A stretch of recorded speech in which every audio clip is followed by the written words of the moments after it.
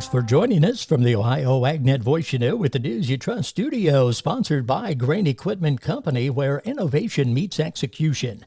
I'm Dave Russell.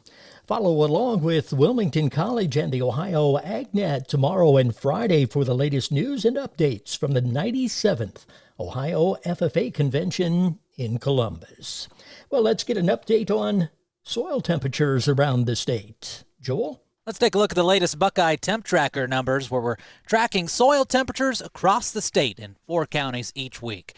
This Buckeye Temp Tracker brought to you by B&A Genetics. Real service, real results. No surprise, the highest ratings for the most part across all 4 counties, except that of Mercer County, actually, which is still trying to get back to their highs in ratings from April 15th. Let's go through the numbers. Morrow County, seeing the corn stalk field we're keeping track of, have a soil temperature of 64 degrees Fahrenheit. Their bean stubble field, 62 degrees. In Perry County, 59 degrees for the corn stalks, while 60 degrees for bean stubble. Fayette County, a nice 68 degrees for both the corn stalks and bean stubble field. And Mercer County, the coolest of all, corn stalk field reading 50 degrees Fahrenheit soil temperature and bean stubble at 52 degrees. Trending about 5 to 10 degrees higher than last week's ratings, again except for that of Mercer County. Check out the trends from all this spring's Buckeye Temp Tracker numbers online at ohioagdat.com, brought to you by B&A Genetics. I'm Joel Norwood reporting. The U.S. and Mexico reached an agreement on how to handle a damaging livestock pest called New World screwworm.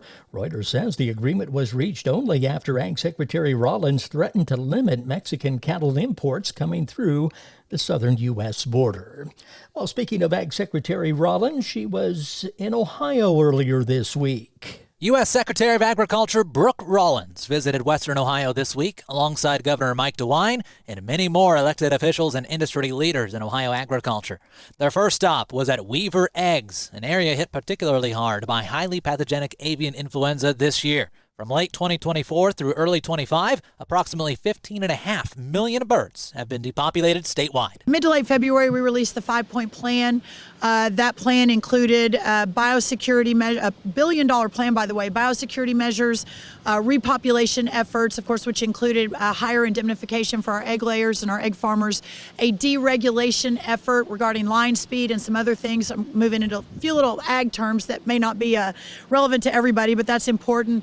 Number 4, for the short term and directly to your question, was the importation of eggs. We had immediate agreements reached with Turkey and South Korea and a few other countries to get some, again, for the short term while our egg farmers here repopulate. And then finally, the vaccine and therapeutic, significant funding there. Almost immediately, we saw the wholesale price of eggs come down, and in about 4 weeks, the wholesale price has come down 56%. Those numbers are undisputed. The final stop up the road, the Schmidtmeyer Farm, operated by Ryan and Krista Schmidtmeyer and family. The event, visited by many leaders in Ohio commodity organizations and more, centered around the family's impressive 360 rain irrigation system.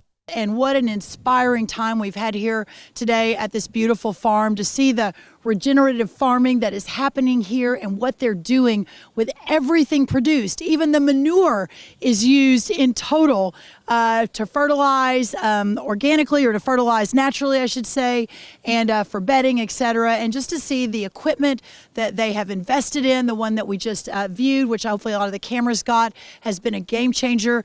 It is a new day for agriculture in this country. And I know as we in the Trump administration are working very, very hard to make America great again, to bring down costs, to basically open up the markets to allow farmers like the incredible family standing behind me to prosper and to feed their family and to reach new eras of prosperity like never before. That's what we're really working to do. The full video news story about the big day in Western Ohio with Secretary of Agriculture Brooke Rollins online today at ohioagdat.com.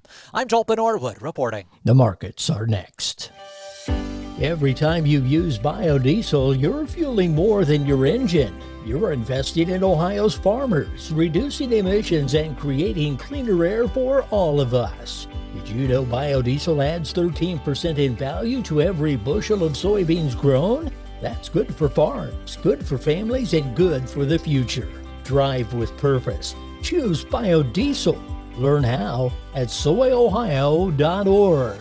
Many drugs, like cocaine, methamphetamine, and non-prescription pills, are often cut with dangerous opioids like fentanyl. As a result, nearly 14 Ohioans die daily from unintentional overdoses. That's why it's important to carry naloxone, such as Narcan, a life-saving medication that blocks the effects of fentanyl and other opioids. Over the last 5 years, naloxone has saved over 83,000 lives. Help save lives and visit naloxone.ohio.gov to learn more and find free naloxone. Remember, if you see an overdose occurring, always call 911. The market's brought to you by Seed Consultants. Simply better performance online at seedconsultants.com.